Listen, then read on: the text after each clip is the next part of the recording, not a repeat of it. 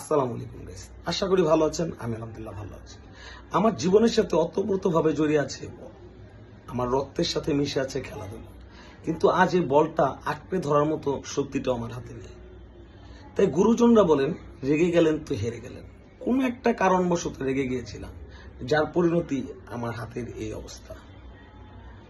তো আপনাদের কাছে অনুরোধ বলেন আর উপদেশ বলেন, একটা কথাই বলতে চাই, নিজের অধিকার এবং দায়িত্ব দুইটা দেখাতে গিয়ে রাগটাকে কন্ট্রোল করুন।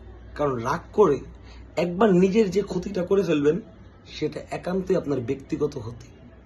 এই ক্ষতি কেউ কারো মাথায় নেবে না। হয়তোবা সাময়িক আফসোস অনেকেই করবে, কিন্তু এই ক্ষতি আপনার চিরজীবনের ক্ষতি। যেই হাত দিয়ে ছক্কা মারার চিন্তা করতাম, বেসবল করার চিন্তা করতাম, কখনো পাঞ্চ মেশিন দেখলে পরে পাঞ্চ দিতে চলে যেতাম, সেই হাত এখন মুট করার শক্তিটা আমার নাই।